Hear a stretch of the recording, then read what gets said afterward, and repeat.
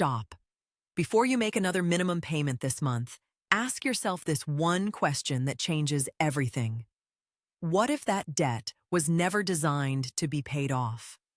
Not because you're bad with money, not because you're lazy, but because someone, somewhere, built a system specifically engineered to keep that balance sitting right there, month after month, while they collect.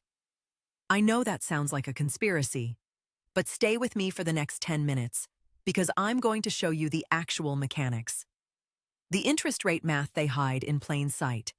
The minimum payment formula that was quietly changed in 2003 by credit card lobbyists. And the specific type of debt that generates more passive income for lenders than almost any other product in financial history. By the end of this video, you're going to feel something. Maybe anger, maybe relief. But you will never look at your statement the same way again. And here's the number that should make you stop scrolling. $1.13 trillion. That is the total revolving credit card debt held by Americans as of Q1 2024, according to the Federal Reserve Bank of New York. Not mortgages, not student loans, credit cards. And the average interest rate on those cards hit 22.77% in 2023, the highest ever recorded since the Fed started tracking it in 1994. Now think about that for a second. Interest rates on savings accounts are somewhere between 4% and 5% on a good day. But the bank charges you almost 23% to borrow. That gap, that 18-point gap, is not an accident. That is a product. You are the product. And the fear you feel right now, that quiet dread when you check your balance and it barely moved even though you paid $200 last month, that fear is worth billions of dollars to the people who designed this. Let's start at the surface. Most people understand debt in two buckets: good debt and bad debt. Good debt is a mortgage, a student loan, a business loan, something that theoretically builds value. Bad debt is a credit card, a payday loan, a buy now, pay later trap. That's the version they taught you in high school personal finance, if you even had that class. But here's what that framework conveniently skips over. Not all bad debt is created equal. There is a specific category of debt, and I'm going to call it sticky debt, that is structurally different from a car loan or even a personal loan. Sticky debt has three features. 1, a revolving balance that resets every month, so there is no finish line. 2, a minimum payment so low it barely touches the principal. 3, a reward system, points, cashback, miles, that actively incentivizes you to keep using the card. That third one is the part nobody talks about. The reward is not a bonus. The reward is bait. It keeps you emotionally attached to the very instrument that is draining you. And that attachment is worth studying, because it is not accidental. Here is where it gets deliberate. Before 2003, the standard minimum payment on a credit card was 2% of the outstanding balance. That meant if you had $5,000 in debt at 18% interest and you only paid the minimum every month, you'd be debt-free in about 11 years. Still bad. But there was an end. Then the Office of the Comptroller of the Currency issued guidance in 2003 recommending that minimum payments cover at least interest, fees, and 1% of principal. Some banks moved to this. Others went even lower, offering minimums as low as $25 flat, regardless of balance. Run the math on a $5,000 balance at 22% with a $25 minimum payment. You will be paying on that debt for over 30 years. You will pay more than $14,000 in interest alone on a $5,000 original balance. That is not a side effect of the system. That is the system working exactly as intended. And the people who designed it knew the math. They have PhDs in behavioral economics. They ran the actuarial tables. They knew that a low enough minimum payment would feel manageable, which meant you'd keep the card, keep the balance, and keep generating what the industry calls, and this is a real term, interchange and finance charge revenue. Your stress is their revenue stream. So why does this keep happening generation after generation? This is the root. The credit industry spent $72.3 million lobbying Congress in 2022 alone, according to Open Secrets. They have spent decades shaping not just legislation, but the narrative around debt itself. Think about the phrase, irresponsible borrower. That phrase exists because someone needed a villain that wasn't the lender. The shame you feel about your credit card balance, that shame was manufactured.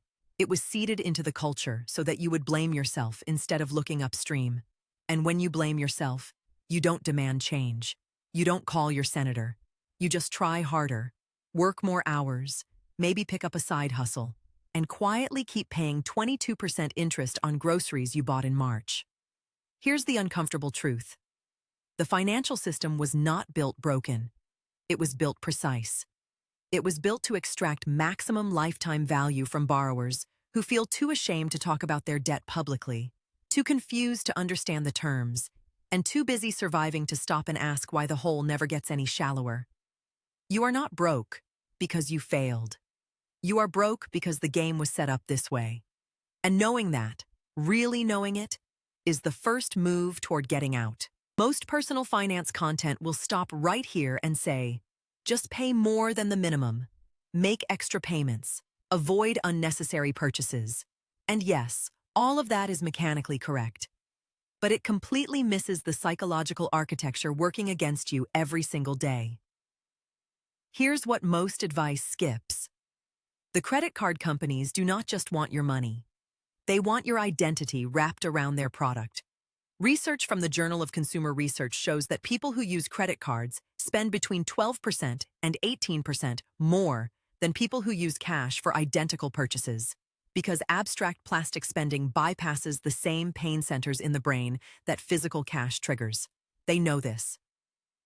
The tap-to-pay feature, the one-click checkout, Amazon's stored card, every single friction reduction feature that feels like convenience was designed to increase spend velocity. The second thing most advice misses is the opportunity cost conversation. Every dollar you pay in credit card interest is a dollar that could be compounding for you in an index fund at an average historical return of 10.5% per year, based on S&P 500 data going back to 1957. A 28-year-old paying $300 per month in credit card interest instead of investing, it would give up approximately $740,000 by retirement at 65. That number is not hypothetical. That number is the debt they actually want you to keep. Let me put the complete picture together for you. You have sticky debt, revolving, rewarded, low minimum, designed to feel manageable while maximizing interest extraction. You have a lobbying apparatus that shaped the regulations to ensure that structure stays legal and profitable. You have a psychological framework built on shame that keeps you silent and self-blaming instead of informed and strategic. And you have a marketing machine that wraps all of it in the language of freedom, financial freedom, rewards, your money, your way, while quietly ensuring that for millions of people, the balance never actually reaches zero. This is not a theory. The numbers are public. The lobbying records are public. The behavioral research is published.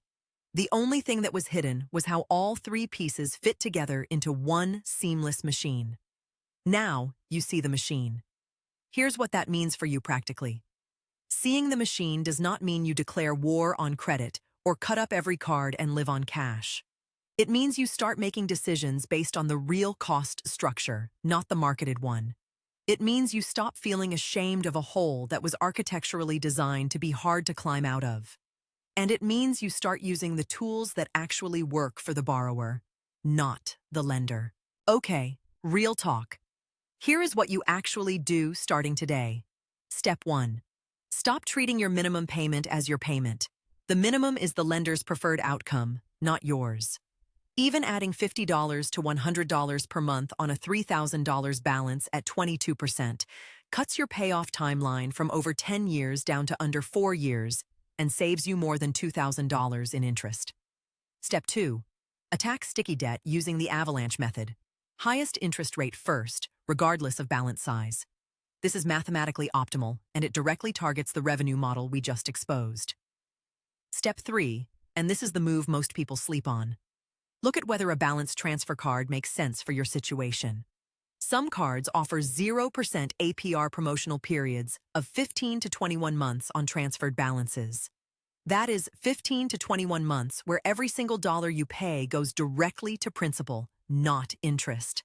I've linked one of the most reputable options in the description below.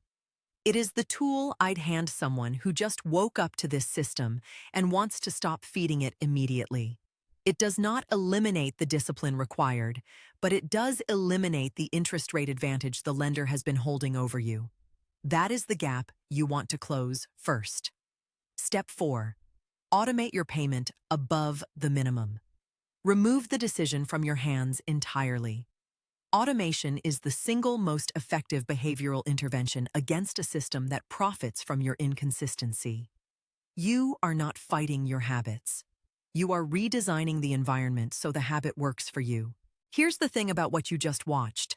This information has existed in academic papers and regulatory filings for decades. The reason you haven't heard it laid out this clearly is the same reason you're still making minimum payments. Because an informed borrower is a less profitable borrower. You watched this whole video. That means something. You are not the person who ignores the problem.